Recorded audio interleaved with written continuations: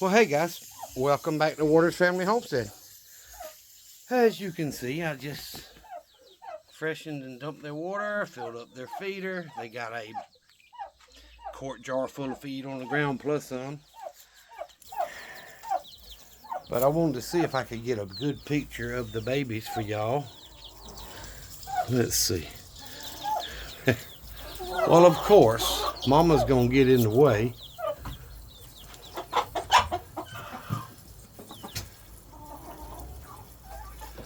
They are a week and a half old now.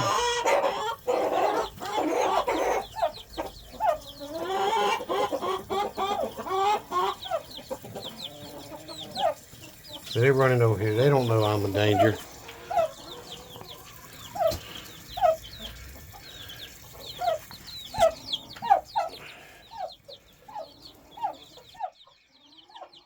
Coming over to that fresh water and feed, just like a chicken does.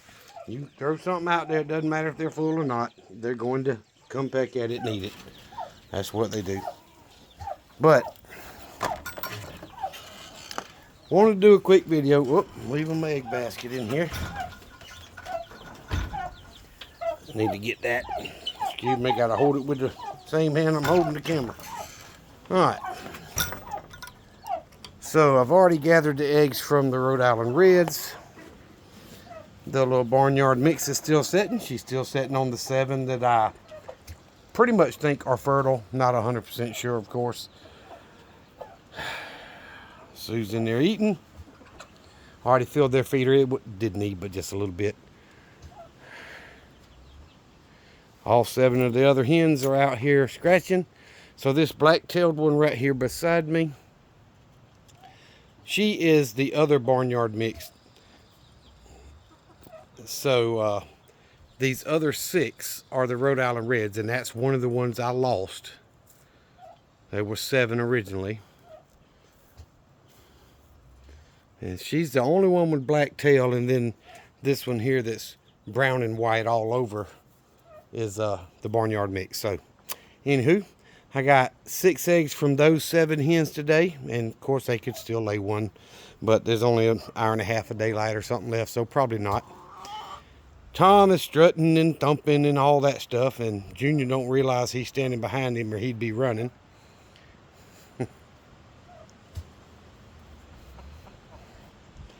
But the Wyandottes, the Blue Orpingtons, they are looking really, really good. I got one Blue Orpington that's got a raw back. That's called she actually is one of the more dominant roosters, but hens, but the rooster mounts her more. And I've got a Wyandotte somewhere that's got a little bit missing, that second one right there. And it's because that's his like second favorite hen. So anyway, the baby chicks are doing well. The turkeys are doing well. I went ahead and filled this feeder up, which didn't leave but a little more than the other one. And I come over here and brought all the eggs and put them together so I could pick them up. The 6 on the left are from the Rhode Island Red, 6 on the right are from the barnyard mix, or the Wyandottes and the Blue Orpingtons, not mix. But let me get them picked up.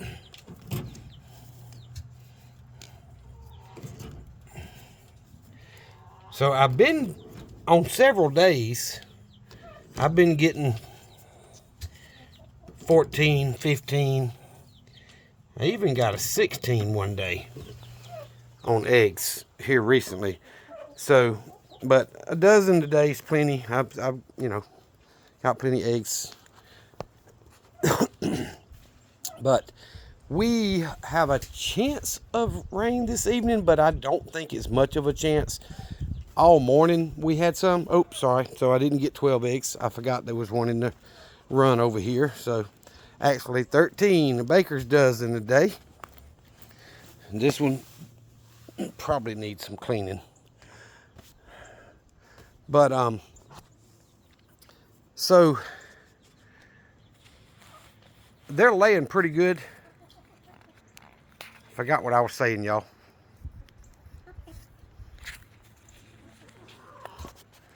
Tom, he's been losing tail feathers, and he still started back strutting anyway.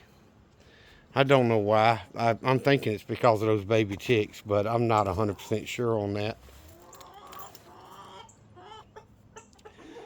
So anyway, I've had a few other things going on. I got home an hour and a half late today.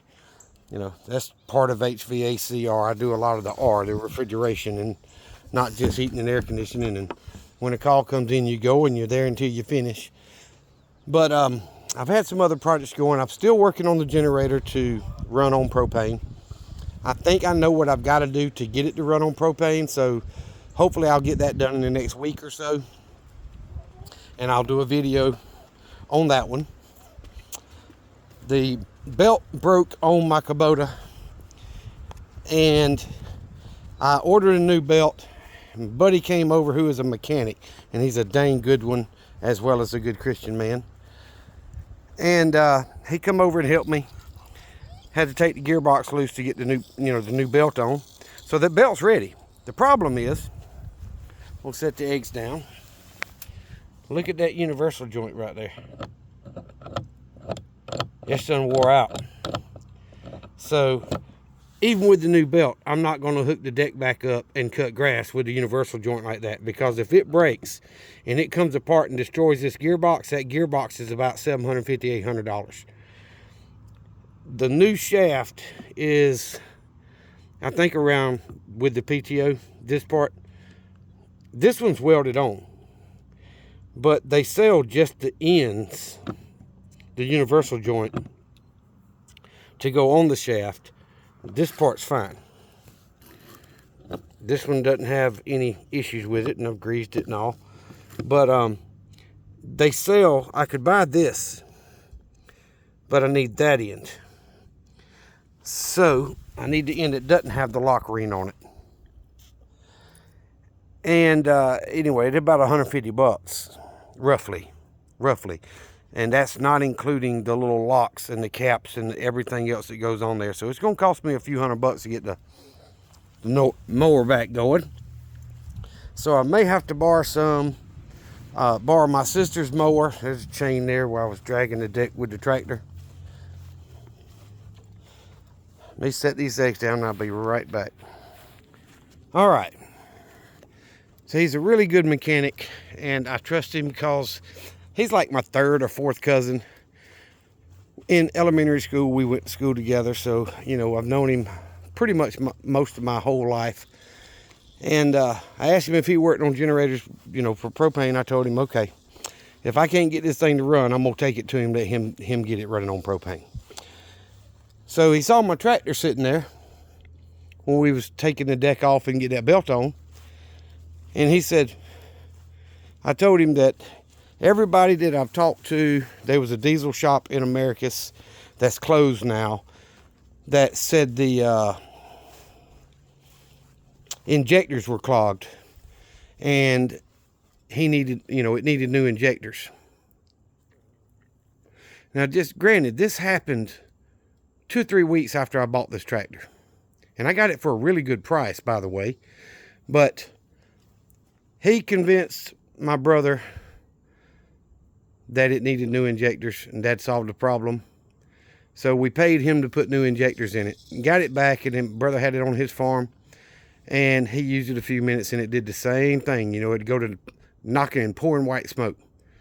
So he shut it down. His oldest son took it home, pulled those injectors out and cleaned them, and cleaned out the fuel tank. Well, he didn't do anything else. He put it back together.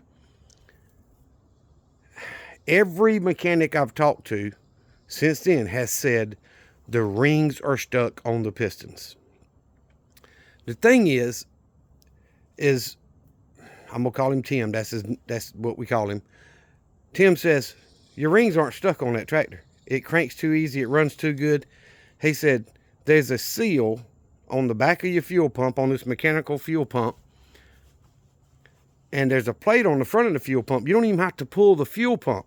You pull that plate off and change that seal out, and the seal is basically leaking, letting the diesel fuel drain from the fuel tank into the base of the motor. And he pulled the fill cap off the motor and looked down in the motor, and it's shiny and clean. He said, that's the diesel fuel in there, where the diesel fuel is running through that fuel pump and running down, because it's right behind that. And he said, Man, that's an easy fix in less than an hour of time, plus maybe $50 for the seal. So I've had 3 other mechanics tell me that I needed to rebuild the engine in my Yanmar or replace the motor, and all of them say the same thing, between $5,500 and $6,000, and he's telling me for a couple $100 he could have it fixed. I don't know 100%. We haven't done it yet. So what he told me to do, it's got a cutoff valve. He said, change your oil filter like I've been doing and turn it off every time when I'm not running the tractor. And that'll prevent it from filling the crankcase with oil. And because I get 6 or 8 hours out of it before it fills back up. He said, if it doesn't fill back up, maybe you get 30 hours or more out of it before I have a problem with it, then it's not the rings 100% guaranteed. It's that seal on that fuel pump. So that's what I plan on doing, is changing it this weekend. I've got, new filter and oil and all. I'm going to do what he said. I'm going to change it because it runs great. It cranks up. It doesn't misfire on any cylinders. It's a 3-cylinder diesel. So I'm going to do that. I'm going to change the oil, and I'm going to turn the fuel valve off every time when I shut that tractor off, so that it can't just sit there and slowly drain diesel fuel into the block of the motor. And if that solves the problem, y'all, I've been lied to by multiple mechanics, and that's why I tell people all the time, I don't trust anybody in Sumter County. And there's a few. He's in Sumter County, Georgia, but I've also known him for 45 or 50 years. We've been kin. But either way, I'm hoping that does it. It made sense when he explained it to me. So if that solves the motor-wise running problem, then all I'll have to do is have my cylinders, my hydraulic cylinders that are leaking, especially on the backhoe attachment. I'll have to have those cylinders, the seals fixed on them so they'll quit leaking, and that tractor will be back 100%. I could run it a whole lot more. So that's the idea. Just thought I'd pass the info along. But either way, he can fix my tractor for me. He can fix my generator to run on propane. And he helped me fix my lawnmower. And y'all, he does mechanicing for a living. He's also going to seminary school to be a pastor. And he didn't even charge me to come out the other night and help me. When he got out of class, which is evenings after he works, he came out here and helped me change that belt. And we stood around and talked for a couple hours. There's not a lot of people like that left in this world. So if I can get these, the generator project done, if I can get the tractor project done, if I can get the mower project done, the mower's got to be moved to the top of the list, because this grass needs cutting this weekend. And I don't like borrowing my sister's mower, even though it's across the road. They borrowed mine, but I may have to until I get the mower going. But it is what it is. I'm not going to go buy a whole new mower. Those mowers sell used anywhere between $3,000 and $4,500. The brand new, they're about $7,500. So that's an expensive commercial grade mower. I need to get it fixed, and I need to do a better job of keeping it greased and serviced. He got on to me about my tractor too. So, but that'll get all the motor-wise, everything, all my projects caught up. So I've got a plan for the next couple of months to get all that done. And one more thing I'm going to walk over and show y'all. So you see where I'm walking to. The goat pen, the dog stall, and all that. I went in Lowe's this past weekend with the intention of buying 2x4s to frame this out. But guys, I went in there and there were so many damaged 2x4s on top of both the stacks that I was looking at. And then I got to looking, and there's 2 different sizes. There's a stud and there's a 2x4, full 8-foot 2x4. They were all mixed up. There were so many damaged, twisted, bowed. My sister was with me. I said, I'm not buying that. I bought Sparky another pulley for a spare because, you know, I've done put my last one on. And I left the lumber there. I'll go to another place in America. It's called Shiver Lumber Company, and I'll buy some lumber from them. If Lowe's can't, you know, they got people running all over the place in that store. You walk in that store, and if you don't see 15 employees, you know, you're not looking. And they can't even keep their stuff organized and the bad stuff moved. And so anyway, I priced the metal. Guys, a 5V10 like's on the main middle chicken pin here. I'm going to get closer so y'all can see that. The 5V. 2 on the outside edge, 1 in the middle. This is the only pin. Most of it has got this wave pattern. And that's the cheapest metal you can get. So that's what I was going to do. It's just a goat pin and a dog pin, right? I price that stuff. It's running between $25 and $30 a sheet. And I need 12 sheets. And it's a goat pin. It's a dog pin. I'm not spending $350 on the tin plus the lumber and all that to build this right now. I can wait till the next president gets in office and the prices come back down, because that's ridiculous. But when I candled those eggs last weekend, I threw the 5 or 6 back here. I was trying to hit them on the ground and bust them, but this ground is soft. None of them busted. And I didn't come back here and bust them, and all those eggs are gone, y'all. Something's come up here and got them. So, anyway, still working on it. I went and looked at the chainsaw, the one that I've been using. It runs the best, cranks the easiest. It's smaller, easier for me to handle. I was just going to buy a new chain and also buy a sharpener so I can sharpen the chain I've got and also have a new chain to finish cutting these poles. And I got so aggravated with Lowe's the other day at the condition of the lumber section in that store. I won't be buying anything from them for a while till they clean their mess up. That's ridiculous. So, anywho, the truth is the truth, and some people may not like it, but you come to Sumter County, Americus, Georgia, and that store's a daggum mess every time you go in there. With all the people running around, they've become experts, like most of the people in Sumter County, at looking busy and getting nothing done. They need a good manager or something to snatch a knot in some people's butt and straighten that store out. But I'll go to Shivers. Shivers is a big company, but it's a private company, and I'll get my stuff from there. But I'm going to work on it. But you know, the mower's got to come first, and then the generator, and then the tractor. It's got to be in that order. And you know, I work just like you guys do. So anywho, I still got I did pile the stuff up over here when I moved the poles and stuff, but I haven't cleaned up my mess. So I've still got to go through this and get it all picked up. I've got one of the poles. You can see this little 5-foot piece here I cut off, cut the length. I've got 4 more poles to cut the length before I can stand them up, and I've got 2 or 3 more poles to cut for fence post.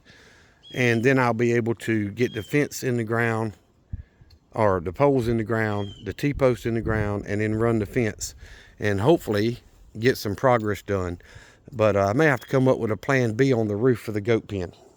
I mean, if shingles and OSB for that pen is cheaper than buying metal, I might put shingle roof on the daggum thing. I'm not paying $25, $30 for the cheap stuff, you know. But either way, I've preached enough. Videos over 19 minutes. Wanted to show y'all the baby chicks. All 5 of them are doing extremely well. They're not staying quite as close to their mama as they have been. But tonight and the next 2 nights, we're going to be down into the 40s. Low to mid 40s. And I'm going to back away from the phone. It gets louder when I zoom in, I've learned. But anyway, they're doing well. I don't think there was really anything wrong with the chicks, other than I think the clumsy turkey, big as she is, just stepped on them. So I've got about another week and a half to go for the barnyard mix eggs to hatch. And I'll probably candle them one more time before that even gets, you know, close. I'll give it another 3 or 4 or 5 days and candle them again. But I don't know what's gotten into Tom. He's decided he wants to strut around again. And that female turkey has laid 4 eggs in the last week and a half since he started that, since these baby chicks were born. But, you know, it is what it is. I appreciate you guys watching. Remember what I always tell you. Jesus Christ loves you, and so do I. Y'all be safe. Be prepared. If you've got projects like I do, and, you know, whether you've got a spouse or help or whatever it is, and they get overwhelming at times, I still want to get my 53 Harry Ferguson back going. Guys, don't let the chores of running your farm or your homestead or prepping overload you to the point that you don't do anything. Always try to take a step forward. It doesn't matter if it's a big step or a little step. Just keep trying to make a step forward, because the world in this country is not getting any better. And I don't care who's in office. I think it's too far gone in certain areas to be fixed. Can you make it better and postpone it for a little while? Sure. But, you know, every 4 years, if the tide turns and the wrong people get in charge with the bad ideas, you know, you're going to need it. I was talking to one of the young guys at work today, and he believes that this country is going to see a battle, I should say, between the people that run the country and the people that live in the country before he's grown, even though he's a young adult. And I tend to agree with him. So y'all keep prepping, do what you can. Y'all be safe.